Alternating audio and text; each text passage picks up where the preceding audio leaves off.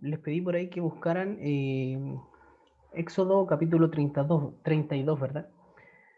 Eh, versículo, les dije 26. Éxodo 32, 26 dice, sí, así. Así que se puso de pie a la entrada del campamento y dijo, y los que estén de parte del Señor, júntense conmigo. Y todos los levitas se reunieron. Eh, y vamos a estar leyendo parte importante del capítulo, así que le pido que esté ahí con su Biblia en mano, porque es un relato muy interesante, ¿cierto? Es un relato que el pastor siempre nos recuerda. Eh, dice que cuando Moisés subió al monte a recibir la ley del Señor, el pueblo se puso a jugar, dice, siempre nos recuerda el pastor esa frase, se puso a jugar. Nos gusta divertirnos, ¿cierto? Espérenme un poquito, acá voy a configurar un par de cositas. Y ya. Bien. Entonces vamos a leer desde el versículo 1 en adelante, que dice así. Al ver los israelitas que Moisés tardaba en bajar del monte, se juntaron alrededor de Aarón y le dijeron, anda, haznos dioses que nos guíen. Estoy leyendo en la versión Dios habla hoy por si acaso. Porque no sabemos qué le ha pasado a este Moisés que nos sacó de Egipto. Y Aarón les contestó, quítense, quítenles a sus mujeres, hijos e hijas los aretes de oro que llevan en las orejas y tráiganmelos acá. Todos se quitaron los aretes de oro que llevaban en las orejas y se los llevaron a Aarón, quien los recibió y fundió el oro. Y con un cincel lo trabajó hasta darle la forma de un becerro. Entonces todos dijeron, Israel, este es tu Dios, que te sacó de Egipto. Cuando Aarón vio esto, construyó un altar ante el becerro y luego gritó, mañana haremos fiesta en honor del Señor. Al día siguiente, por la mañana, se levantaron y ofrecieron holocaustos y sacrificios de reconciliación. Después el pueblo se sentó a comer y beber, y luego se levantaron a divertirse. Entonces el Señor les dijo a Moisés, anda, baja, porque tu pueblo, el que sacaste de Egipto, se ha echado a perder. Muy pronto se han apartado del camino que yo les ordené seguir. Se han hecho un becerro de oro fundido y lo están adorando y presentándole ofrendas y dicen, Israel, este es tu Dios que te sacó de Egipto. Además el Señor dijo a Moisés, me he fijado en esta gente, me he dado cuenta que son muy tercos. Ahora déjame en paz, que estoy ardiendo en enojo y voy a acabar con ellos. Pero de ti voy a hacer una gran nación. Moisés, sin embargo, trató de calmar al Señor su Dios con estas palabras. Señor, ¿por qué vas a arder de enojo contra tu pueblo, el que tú mismo sacaste de Egipto con gran despliegue de poder? ¿Cómo vas a dejar que digan los egipcios, Dios los sacó con la mala intención de matarlos en las montañas para borrarlos de la superficie de la tierra? Deja ya de arder en enojo, renuncia a la idea de hacer daño a tu pueblo. Acuérdate de tus siervos Abraham, Isaac e Israel, a quienes juraste por ti mismo y les dijiste, haré que los descendientes de ustedes sean tan numerosos como las estrellas del cielo, y toda la tierra que le he prometido a ustedes se la daré como su herencia para siempre. El 14 dice, el Señor renunció a la idea que había expresado de hacer daño a su pueblo. Entonces Moisés se dispuso a bajar del monte, trayendo en sus manos las dos tablas de la ley, las cuales estaban escritas por los dos lados. Dios mismo había hecho las tablas y Dios mismo había grabado lo que estaba escrito en ellas. Cuando Josué escuchó los gritos de la gente, le dijo a Moisés, se oyen gritos de guerra en el campamento. Pero Moisés contestó, no son cantos alegres de victoria, ni cantos tristes de derrota, son otros cantos los que escucho. En cuanto Moisés se acercó al campamento y vio el becerro y los bailes, ardió en enojo y arrojó de sus manos las tablas, haciéndolas pedazos, al pie del monte. Enseguida agarró el becerro y lo arrojó al fuego. Luego lo molió hasta hacerlo polvo y el polvo lo roció sobre el agua Entonces hizo que los israelitas bebieran aquella agua y le dijo a Aarón, ¿qué te hizo este pueblo que le has hecho cometer un pecado tan grande? Y Aarón le contestó, Señor mío, no te enojes conmigo. Tú bien sabes que a esta gente le gusta hacer lo malo. Ellos me dijeron, haznos un Dios que nos guíe, porque no sabemos qué pudo haberle pasado a este Moisés que nos sacó de Egipto. Yo les contesté, el que tenga oro, que lo aparte. Ellos dieron el oro, yo lo eché al fuego y salió este becerro. Moisés se fijó en el pueblo, se fijó que el pueblo estaba desenfrenado y expuesto a las burlas de sus enemigos, pues Aarón no los había controlado. Así se puso de pie en la entrada del campamento y dijo, los que están de parte del Señor, júntense conmigo, y todos los levitas se le unieron. Tiene bastantes versículos que llegan a parecer graciosos, ¿verdad? Porque, no sé, este Aarón diciendo, yo eché el oro al fuego y salió un becerro. Me parece un poco jocoso casi, pero la verdad es que es bastante triste. Bien, y vamos a partir un poco desglosando esto, porque quizás alguno de nosotros pueda decir, ¿qué tiene que ver Aarón conmigo? ¿Qué tiene que ver Moisés conmigo? Acá tenemos algo muy decidor, ¿cierto? Tenemos al pueblo de Dios, que está representado en nosotros. Tenemos al sacerdocio, Aarón, que también se representa en la iglesia de Cristo, ¿cierto? Somos real sacerdocio. Y tenemos a un Moisés que representa a Cristo. Y es curioso porque hay un paralelo muy, muy similar a nuestra actualidad. Hay un pueblo que dice, ¿sabes qué? Nuestra cabeza no está regresando. No sabemos qué está haciendo. Y este Moisés es tipo de Cristo, ¿cierto? Y este pueblo ansioso, ¿cierto? Somos nosotros. Este sacerdocio medio endeble somos nosotros. Dice la palabra del Señor que el pueblo le dijo, anda, haznos dioses que nos guíen, como si no hubiesen sido ya guiados, porque no sabemos qué le ha pasado a este Moisés que nos sacó de Egipto. Y una de las preguntas que me surge cuando leo esto es, ¿tenían que saber qué estaba haciendo Moisés? ¿Tenían que saber cuánto se iba a demorar? Eh, les, ¿Se les había encomendado a ellos saber lo que estaba haciendo su líder? Y la respuesta es clara, no, ellos no tenían por qué saberlo todo, de la misma forma que nosotros, que a veces queremos respuestas que la palabra dice que son misterios que no se han de saber hasta el día de Jesucristo, y nosotros le damos vuelta y vuelta, eh, pero en este caso el pueblo decía, no sabemos qué le haya pasado. Y de todos modos era una mentira. Era una mentira que no sabían en qué estaba Moisés.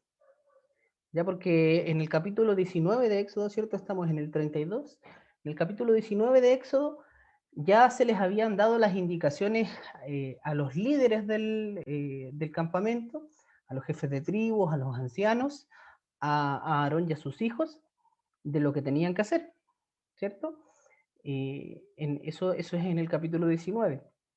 Moisés les había encomendado la misión de encargarse de este pueblo.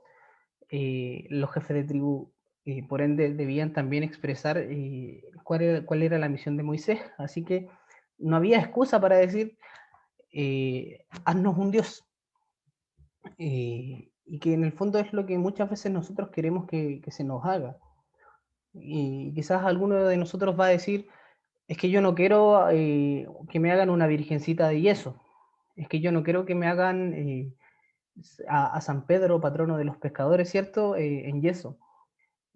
Pero recordemos, un ídolo no solamente es una imagen de algo que está sobre el cielo, abajo de la tierra, o o en el fondo del mar, sino que es una construcción que nosotros hacemos de un Dios que no es el Dios de la palabra.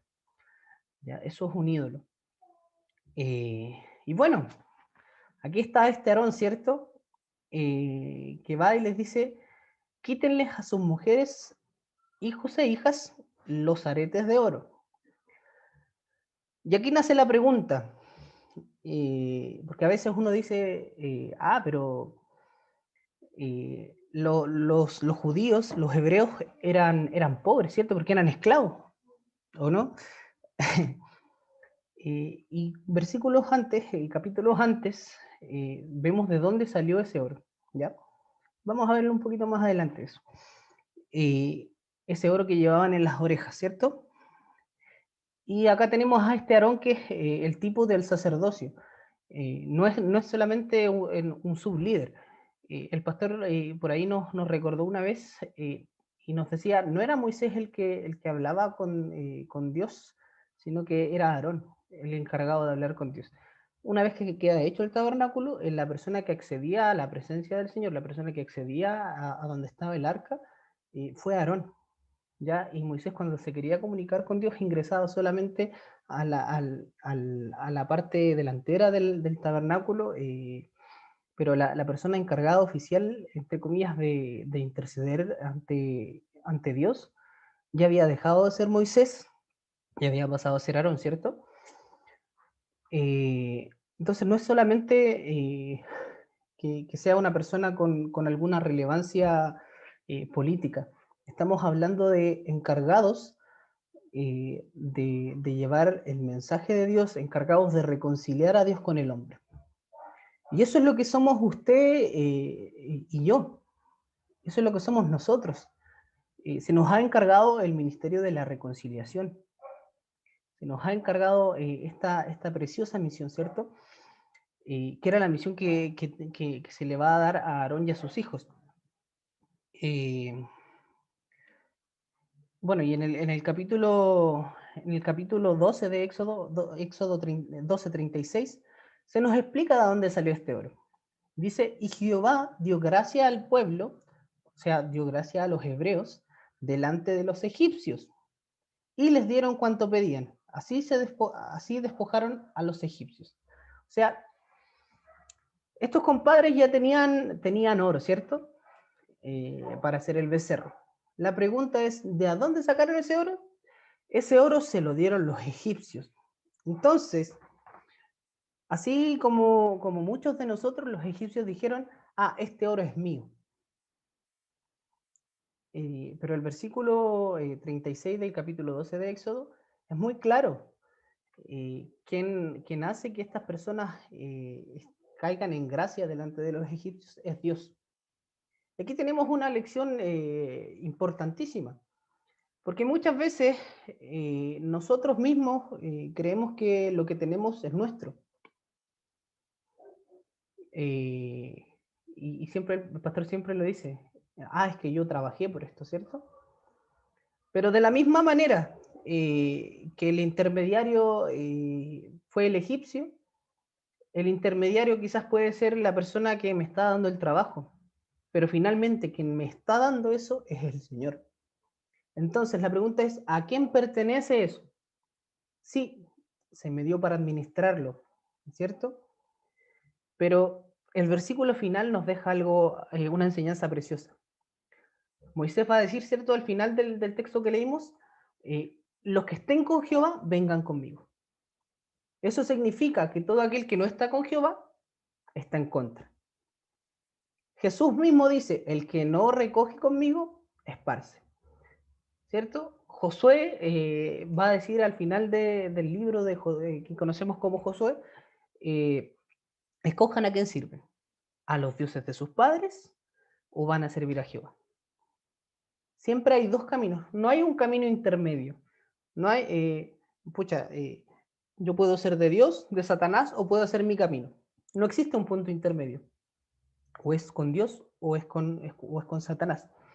Entonces, la pregunta es, ¿lo que tengo es mío? ¿Y qué voy a hacer con lo que tengo? ¿Cierto? Porque en este momento se nos está diciendo, la palabra del Señor nos está diciendo lo mismo. Qué voy a hacer con ese oro, con esas alhajas, ¿cierto? Que me dieron los egipcios. Se las voy a dedicar a un Dios hecho de metal, o la voy a dedicar a Dios.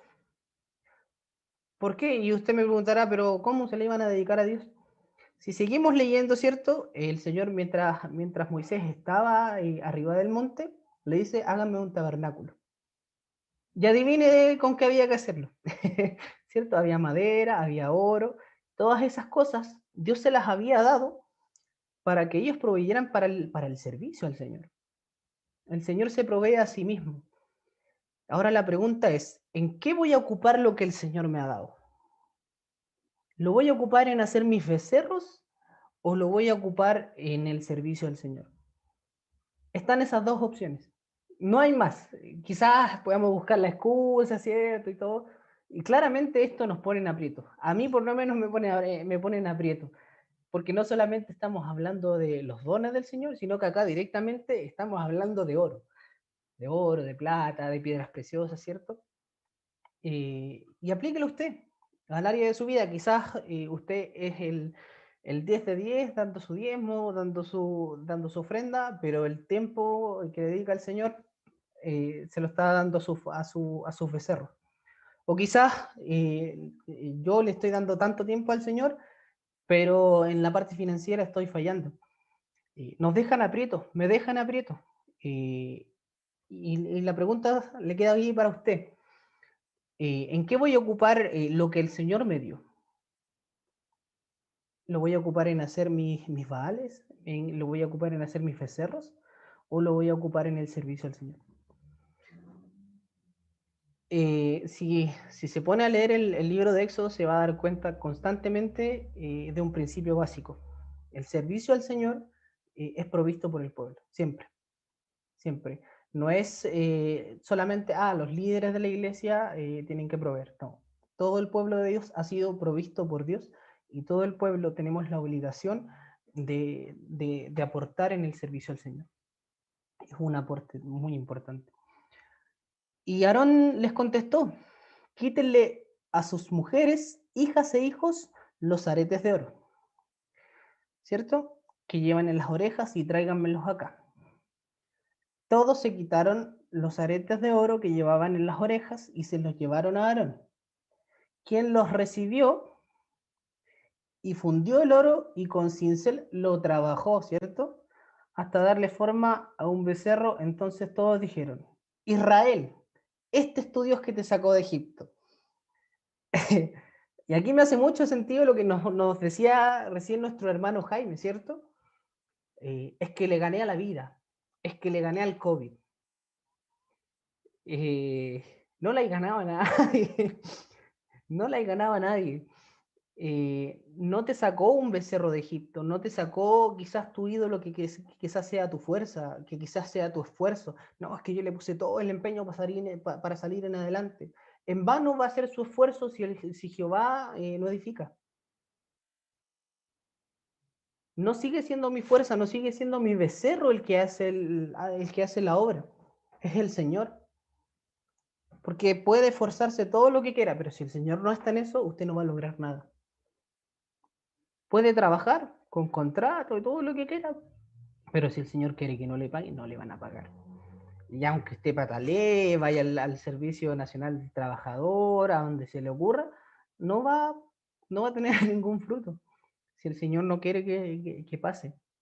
¿Cierto? Siempre nos recuerda nuestro hermano Jaime los mejores contactos, los mejores pitutos.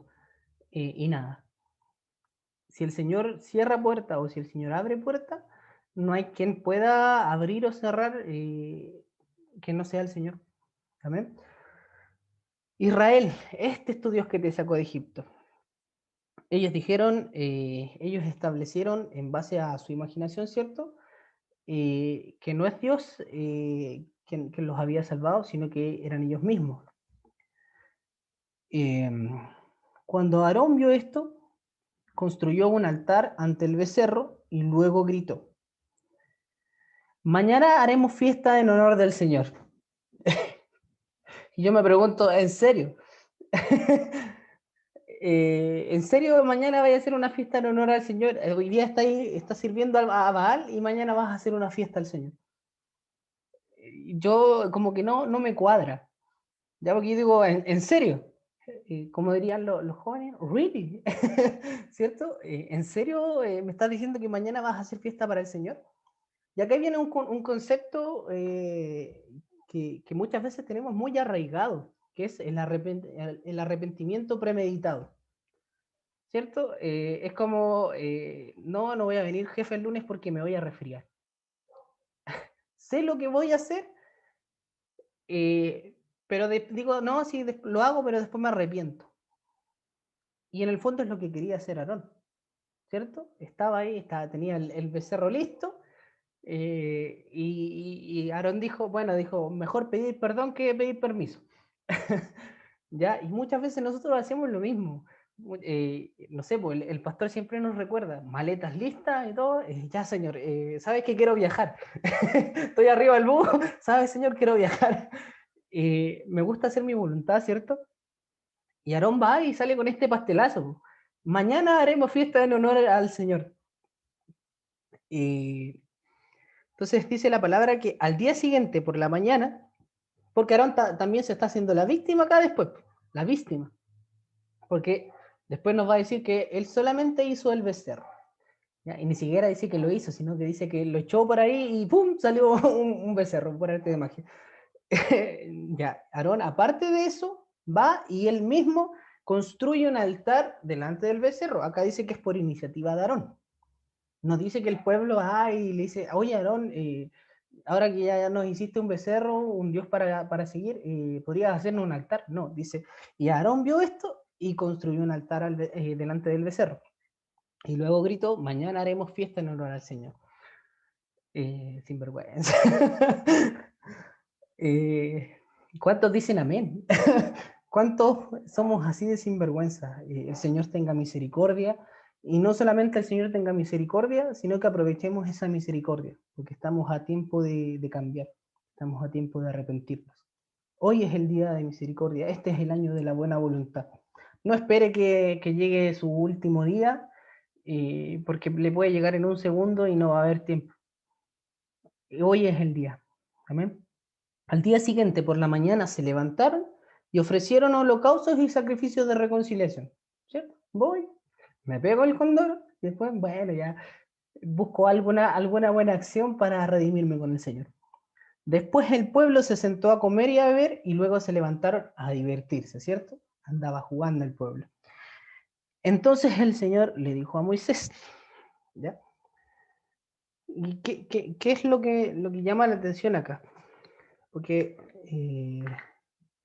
a veces nos vamos en el otro extremo, ¿cierto? Vemos que el pueblo se está divirtiendo, entonces el pueblo se tiene que aburrir. No, en la palabra del Señor no nos está diciendo que el pueblo se tiene que aburrir, pero su finalidad no era esa.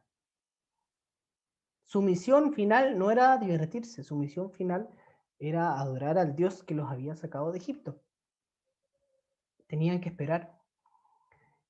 Y esta parte es importante. ¿Por qué? Porque muchas veces nosotros en esta espera que tenemos, perdemos la esperanza. Perdemos la esperanza y decimos, aquel que fue designado, ¿cierto?, para librarme, aquel que me sacó de Egipto, no regresa. Y nos empezamos a confundir. Y por eso es tan importante tenerla clara, tener clara la palabra del Señor. Porque siempre, tarde o temprano, llega un día en que va a llegar este momento en que uno va a decir, pucha, Jehová no regresa, Jesús no regresa, Cristo no ha vuelto. Quizás ellos decían, Moisés no regresa. Pero hoy nosotros estamos en espera de nuestro Redentor. Y quizás muchos decimos, no regresa. Y lo único que nos puede dar seguridad en tiempos de confusión es la palabra de Dios. Y llega ese momento siempre en nuestras vidas. Y si usted es hijo de Dios, va a llegar un momento de silencio. Y lo único que usted lo puede salvar de no desviarse es tener esas convicciones claras, las convicciones que nos da la palabra del Señor. Hace unas semanas estuvimos hablando con un invitado en el programa que tenemos en Instagram sobre el liberalismo teológico, que en el fondo no es cristianismo. Y una de las características que tenía este movimiento era que habían perdido la esperanza, ¿cierto? Y que ellos creían, y en esta pérdida de la esperanza de que Cristo ya no venía, que ya no había vuelta, trataron de reconciliar los valores cristianos solamente, de aplicarlos acá. Seamos buenas personas, ¿cierto? Se hace un énfasis gigante en el amor al prójimo, el amor al prójimo, pero las cuestiones fundamentales respecto a la venida de Cristo, ¿cierto? Lo que nos recuerdan siempre nuestros pastores, que muy poco se predica de la venida de Cristo, a ellos se les olvidaron, porque perdieron esta esperanza. Y cuando llega el momento de la desesperanza, amado, usted y yo solamente nos podemos afirmar en la palabra del Señor. La noche llega siempre. Es parte del ciclo. Es parte del ciclo que llegue la noche. Y más adelante en Levítico, ¿cierto? Hay algo que le dice el Señor a los sacerdotes. Mantengan el altar encendido en la noche. Que no se apague. Que no se apague. Amado, va a llegar la noche. Y el fuego, más que la emocionalidad que usted pueda sentir, ¿cierto? Cuando cantamos en la iglesia, más que la sensibilidad, es la palabra del Señor. La palabra del Señor es fuego en nuestros corazones, y ese es el fuego que nos mantiene en la noche oscura. No es solamente la emoción. Cuando usted está a ciegas, cuando usted está en la nada, lo único que tiene es la palabra del Señor diciéndole al oído, sigue hacia adelante, dobla acá, dobla allá, ten cuidado, te puedes caer en esto. Es la palabra del Señor, no es solamente la emoción.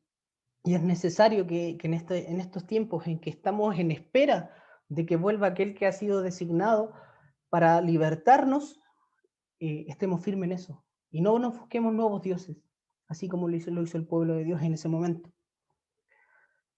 Anda, le dice el Señor a Moisés, baja porque tu pueblo, el que sacaste de Egipto, se ha echado a perder.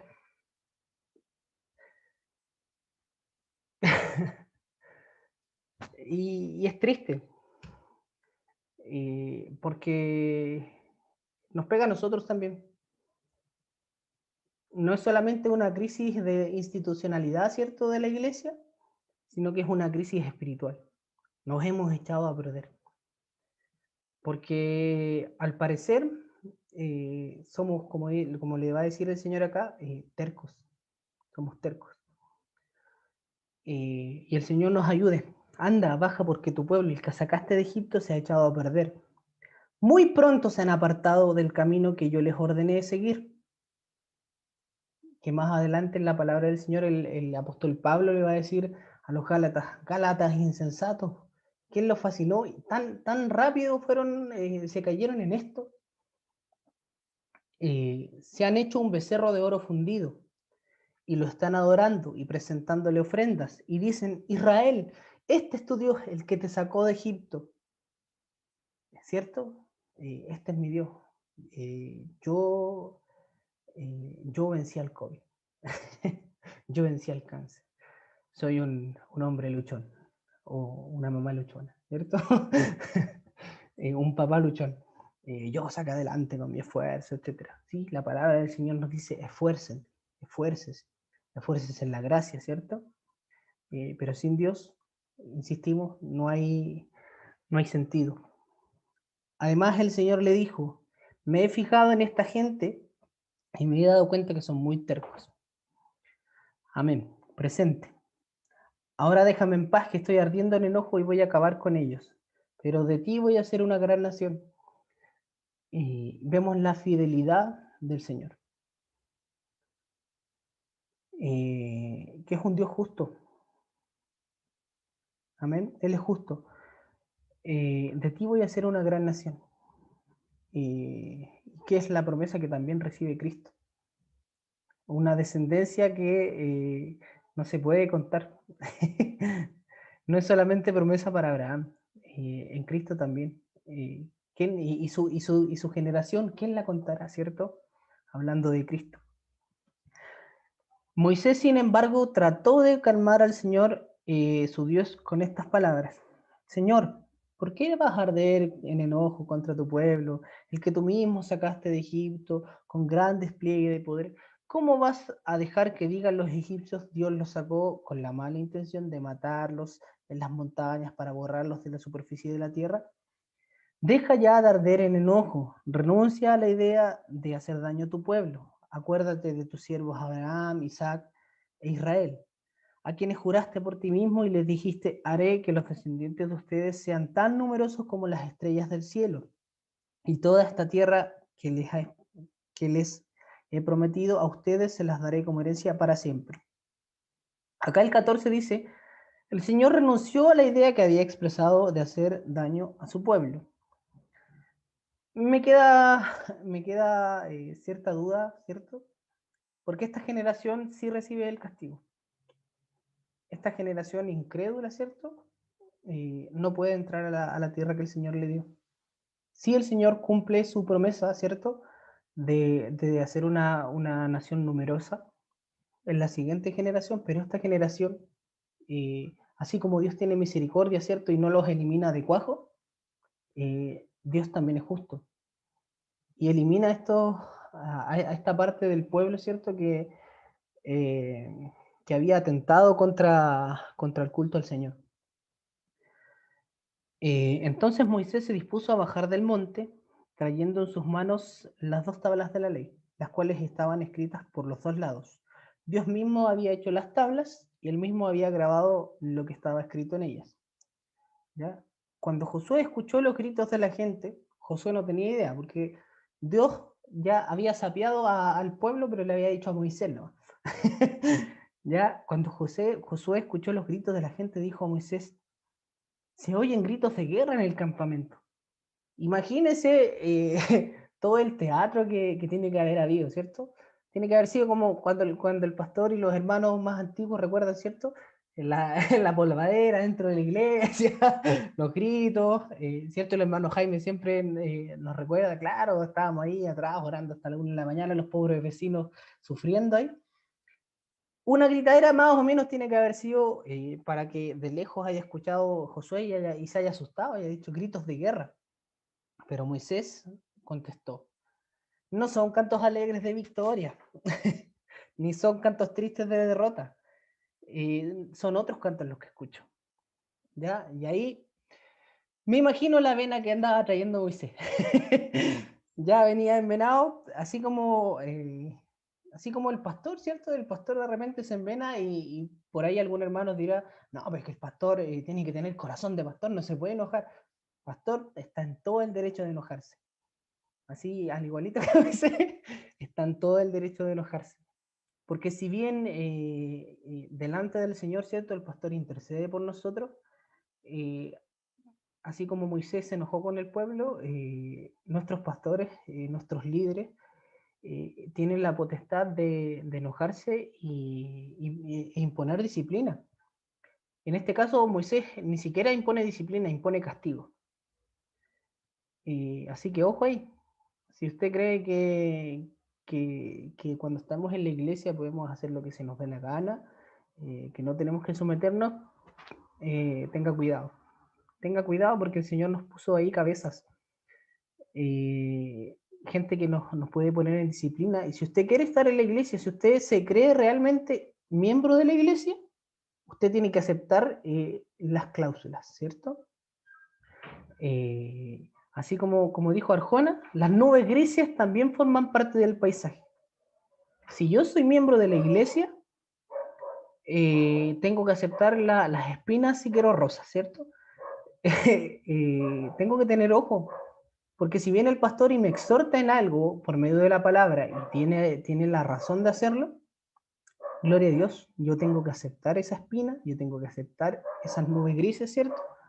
Y si viene la hermana Rosita, que solamente es la hermana Rosita, no es la pastora Rosita, yo tengo que escuchar. Yo tengo que escuchar. Así que, ojo ahí, hermanos. Si le incomoda, no le voy a pedir disculpas, ya, porque es la palabra del Señor, no soy yo. Y la palabra se defiende sola. Si la palabra lo hiere, gloria a Dios, porque la tristeza que produce el Señor es para salvación. Amén. En cuanto, eh, en cuanto Moisés se acercó al campamento y vio el becerro y los bailes, ardió de enojo y arrojó de sus manos las tablas, haciéndolas pedazos al pie del monte. Enseguida agarró el becerro y lo arrojó al fuego. Luego lo molió hasta hacerlo polvo y el polvo lo roció sobre el agua. Entonces hizo a los israelitas que bebieran de aquella agua. Tómense a su Dios. Ahí está su Dios. Dijera, ¿no es cierto? Le dijo a Aarón, ¿qué te hizo este pueblo que has hecho cometer un pecado tan grande? Y aquí tenemos responsables ante el Señor. Amados, no es solamente el pastor. Usted también es un Aarón. Usted también es un sacerdote. Y quizás va a decir, pero es que yo no tengo una congregación a cargo. Pero tiene una nube de testigos, ¿cierto? Y tiene una congregación en su casa, tiene una congregación en su trabajo. Y gente que lo está viendo, gente que lo está mirando y tiene cuentas que dar. Cuentas que dar porque ante Dios usted es responsable. Pastores, yo creo que lo tienen claro, ante Dios ustedes son responsables. Entonces cuando Gonzalito quiera jugar, ¿cierto? Y el Gonzalito le diga, pastor, no sé, hagamos los cultos en la piscina, ¿cierto? El ejemplo que siempre, siempre ponemos. El pastor me va a decir no, y yo tengo que aceptar ese no, porque si el pastor me dice que sí, se está haciendo él responsable. Amado, usted tiene una responsabilidad de llevar la palabra del Señor. Se le enojen o no se le enojen. Somos responsables ante el Señor. Y Aarón contestó, Señor, no te enojes conmigo. Pastor, ¿cómo es? Dan ganas de pegarle un tatequeto a este Aarón. No te enojes conmigo. Tú bien sabes que a esta gente le gusta hacer lo malo. A esta gente le gusta hacer lo malo. ¿Ya? El mismo espíritu que tuvo Adán, ¿cierto? La mujer que me diste por esposa. El pueblo que me diste por guiar, ¿cierto? Y Joel Austin, ¿cierto? Joel Austin, pastor de Lakewood, diciendo, no, es que yo no le puedo, a la gente toda la semana la está pasando mal, entonces yo no le puedo decir algo malo. Yo tengo que darle un mensaje de esperanza, porque vienen cansados. Tú sabes cómo es este pueblo. No, no. La excusa mala, mala la excusa. Y muchas veces nosotros nos excusamos con la misma tontera. Es que es la naturaleza del hombre, es que es mi naturaleza caída, mi naturaleza pecaminosa, ¿cierto? Y tomamos el texto de Pablo, sacándolo totalmente de contexto, y decimos, ay de mí, que estoy preso de esta carne, ¿cierto? Que lo bueno que yo quiero hacer no lo puedo hacer y lo malo lo hago. Pobrecito de mí, ¿cierto? Naturaleza caída. Amado, usted ya no tiene la naturaleza caída. Creo yo. Eso está por verse, ¿cierto? Como dice el pastor y como dijo hace un ratito el hermano Guillermo, eso está por verse. Pero si realmente usted ha sido salvo, usted ya no tiene esa naturaleza. Y ya no puede decir, es que soy malo. Sí, seguimos luchando contra una carnalidad que está tratando está en el suelo ahí pataleando, ¿cierto? Con los brazos atados. Seguimos luchando con eso. Pero, amado, no es excusa. No es excusa, es que tú sabes cómo es este pueblo, que le gusta hacer lo malo. Yo no podía hacer nada como pastor, yo no podía hacer nada como líder de jóvenes. ¿Qué iba a hacer yo? ¿Qué iba a hacer usted? Decirles la palabra del Señor, decirles la voluntad de Dios, estorbarlos. Así como el Señor le dice a Elí por sus hijos, debiste estorbarlos, no simplemente decirles, porque Elí ya les había dicho lo que tenían que hacer. Elí ya les había dicho, ¿sabe qué? Esto está malo. Pero Elí tenía que estorbarlos. Amado, si usted es padre, si usted está a cargo en su trabajo, si bien no le va a andar predicando versículo tras versículo, porque de tal manera amó Dios al mundo, con su actitud predique, y predique esto, predique responsabilidad ante el Señor. Ellos me dijeron, haznos un Dios que nos guíe, porque no sabemos qué pudo haberle pasado a este Moisés, que nos sacó de Egipto. Haznos un Dios que nos guíe. ¿Y cuál debió ser la respuesta de Aarón? Ya tenemos un Dios, ya tenemos un Dios que nos guíe. Aarón ya tenía contacto con el Señor, ya había tenido contacto con el Señor, así que si le hubiese pasado algo ahí a Moisés, si hubiese chocado mientras iba camino a la punta del cerro, tenían a Aarón, que también tenía comunicación con el Señor. Entonces, que me vengan acá y me digan, haznos un Dios que nos guíe. No sé, inventa alguna doctrina que no esté en la palabra para que nos guíe. Ya está ahí, ya está la palabra del Señor. Danos alguna profecía, ya tenemos la palabra profética más segura. Y esa tiene que ser mi respuesta. La palabra profética más segura, la palabra de Dios. Y yo les contesté, el que tenga oro, que lo aparte. Ellos me dieron el oro, ¿ya? Él les pidió el oro, ya no es que a ellos les dieran, ya. Él les pidió el oro, y yo lo eché al fuego y salió este becerro. Y no, si volvemos un poco más arriba, va a decir muy explícitamente que Aarón lo trabajó. Lo trabajó con martillo, con cincel ahí, para darle forma hasta que tuvo el becerro. No fue que el becerro llegó, tiramos oro, salió un becerro. No, no es así de fácil la artesanía. Si ojalá fuera así la artesanía, me dedicaría a la artesanía. Sería re fácil, pero ahí hay trabajo de por medio. Y así es, pues, cuando no hacemos la voluntad del Señor, no es simplemente que algo sale así, es que hay un trabajo de por medio. Por eso que en el Nuevo Testamento se habla del fruto del Espíritu y de las obras de la carne. No es algo que nace así. El fruto nace, se alimenta el árbol, etc., y nace. Pero la obra se trabaja. Y esto es obra. Esto que había hecho Aarón es obra. Entonces se empieza a excusar, ¿no es cierto? Y no, tiré ahí un poco de oro y ¡pum! Salió un becerro. Moisés se fijó en el pueblo que estaba desenfrenado y opuesto y expuesto a las burlas de sus enemigos. Y pues Aarón no los había controlado. ¿Ya? Estaban expuestos a las burlas. Y yo no sé si le recuerda esto usted otro texto, pero lo primero que se me viene a mí es Gálatas, ¿cierto? Dios diciéndole a su pueblo, el nombre de Dios es vituperado a causa de vosotros. Y este desenfreno lo vemos dentro de las iglesias muchas veces, ¿cierto? Estas manifestaciones extrañas, estos fuegos extraños que muchas veces hay. No estoy hablando de pentecostalismo, no estoy hablando del hablar en lengua, ¿cierto? No estoy hablando de manifestaciones que sí son fundamentales con la palabra. Estoy hablando de estos shows que de repente hace la gente, de este show que les gusta hacer la unción del perrito, la unción de la serpiente, la unción del gallo, ¿cierto? Que finalmente dejamos expuestos a burlas, quedamos expuestos a burlas de nuestros enemigos. Y que está pasando y que pasa. Somos causa de memes, ¿cierto? Somos motivo de memes. Por ahí hay hartos videos de Benny Hinn, ¿cierto? Haciendo su superimposición de mano y le ponen el Kamehameha y todo.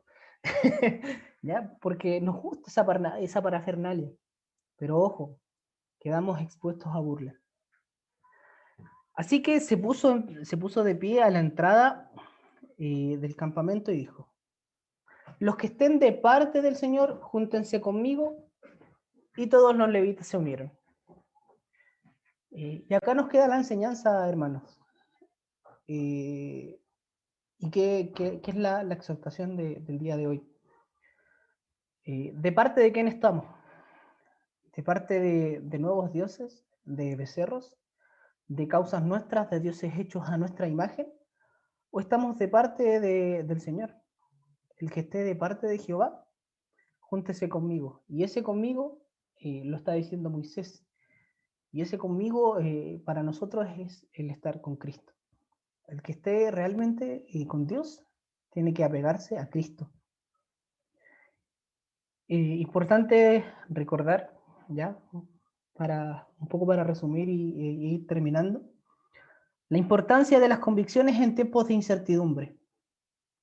En tiempos de desierto, debemos tener claro que nuestro cristianismo no se puede basar en emocionalidad, que no se puede basar en profecías momentáneas, sino que en una profecía que es fija, una profecía que no cambia. Amado, si sus emociones son las que guían sus decisiones van a ser cambiadas constantemente. Pero si son sus decisiones las que manejan su emoción va a ser correcta. Va a tener altos, va a tener bajos, pero va a ser de una sola línea. ¿Ya? Que es lo que más adelante en el Nuevo Testamento nos va a decir Jesucristo. Sea tu hablar, sí, sí, no, no. Hombres de palabra, hombres de convicciones. Que si yo digo sí, no sea necesario que yo le agregue nada más, porque la gente va a saber que yo soy una persona de convicciones y que lo digo, lo cumplo. Que lo que digo, lo vivo. Es necesario, amados, que tengamos convicción y es por eso que es tan importante el estudio de la palabra. Porque en ese momento en que usted siente que el Señor no le está hablando, normalmente usted termina siendo igual que el mundo. Porque usted dice, es que no siento que el Señor, que el Señor me hable. Entonces digo, estoy solo, el Señor no está conmigo. Y claro, nosotros, por ejemplo, criticamos un montón a la gente con identidad de género. Decimos, pero es que, ¿cómo va a decir que se siente mujer y es hombre? Usted está haciendo igual. Cuando usted dice, es que el Señor me dejó solo, usted está creyendo que por lo que está sintiendo, usted está solo. Y no se está fijando en los hechos que son la palabra del Señor. Que es la palabra del Señor me dice que yo estoy contigo, voy a estar hasta el fin de los tiempos, hasta el fin del mundo. Entonces no me estoy fijando en la verdad biológica, ¿cierto?, de las escrituras, sino que estoy basándome en, es que me siento así. Señor, ¿me siento solo? Entonces estoy solo. Identidad de género aplicada al cristianismo. La hacemos igual. Ojo ahí, porque muchas veces somos igual que el mundo. Importancia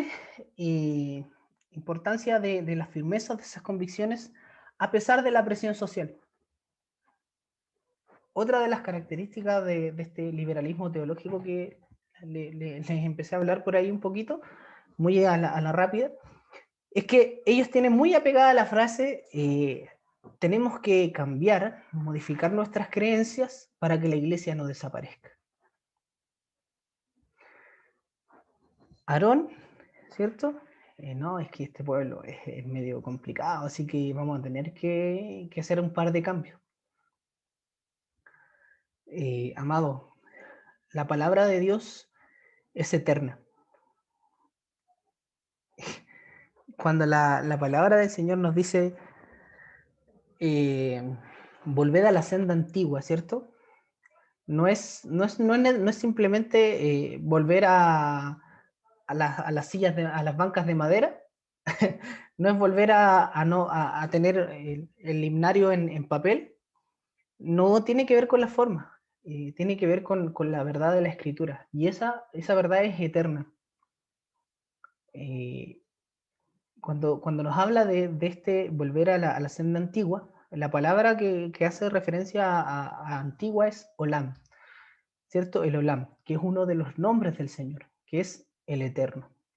Volver a la senda del Eterno. Así como, como estos muchachos de la teología liberal o neoliberal piensan que ya fue la venida del Señor y que ya da lo mismo, preocupémonos del aquí y el ahora, ¿cierto? Nosotros no nos podemos guiar por eso. No podemos adaptar la iglesia, no podemos adaptar las verdades escriturales a lo que el mundo quiera. Porque si no, nuestro sí y no va a tener ningún peso. Nuestras convicciones no son moldeables, no son cambiables, no son transables. La palabra del Señor es una y siempre va a ser una. La palabra de Dios es inspirada y no la podemos cambiar. Es súper clara la palabra del Señor. Él siempre nos dice, no va a salir de acá ni una jota ni una tilde, nada va a salir de acá hasta que se cumpla todo lo que está escrito. Amén. Y si por ahí quizás lo está pensando, pucha, es que no sé, es que igual, pucha, igual podríamos abortar, no estaría tan mal, si pucha, igual de repente hay que entenderlo. Si llega una mujer que abortó a la iglesia, no significa que no la vamos a recibir, no significa que no la vamos a acoger, no significa que no le vamos a dar apoyo, pero no lo voy a justificar. No lo voy a justificar y la palabra es muy clara en esto. Eh, Libro de Levítico, ¿cierto? Capítulo 4 y 5 nos va a hablar de esto mismo. Nos va a decir que por más que el pecado haya sido fuera de conocimiento, una vez que yo tengo conocimiento, me hago culpable de ese pecado. Y tengo que arrepentirme. Y no hay mejores ni peores. Todos tenemos que arrepentirnos. No lo vamos a hablar, ¿cierto?, de una perspectiva de que, nosotros somos mejores. No. Pero pecado es pecado. Y ya. Y gloria a Dios que Él vino por pecadores. Pero si usted no quiere reconocer que somos pecadores, no necesita a Cristo. Entonces, siga así, bien por usted, ¿cierto? No cambie, siga siendo tan genial como es. Pero este mensaje es para gente que entiende que ha sido que ha sido pecadora y que está arrepentida de este pecado. Amén. Entonces, recordar siempre convicciones, convicciones fundadas en la palabra del Señor. Y por último, así como cantábamos, ¿cierto? Al principio de la palabra, tenemos dos opciones. La naturaleza del hombre es ser un adorador. Ahora, ¿a qué vamos a adorar? ¿Vamos a estar con Jehová o vamos a estar con el becerro? ¿Están con Jehová o están con Baal? ¿Están con Jehová o están con los dioses de sus padres? Es simple el camino. O somos hijos de Dios o somos hijos de Satanás. No hay más. No hay caminos intermedios, no hay posmodernismo acá, no hay esa ambigüedad. O sí o es no. O estamos con el Señor o no estamos con el Señor. O estamos en el verdadero o estamos con el padre de mentiras, hermano. Y por último, ahí está. ¿Vamos a ocupar lo que tenemos para la gloria del Señor o lo vamos a ocupar para nosotros, que en el fondo ese nosotros es entregárselo a Satanás? Amén. Eso ha sido la palabra del Señor. No sé si por ahí el pastor o algún hermano tiene algún comentario.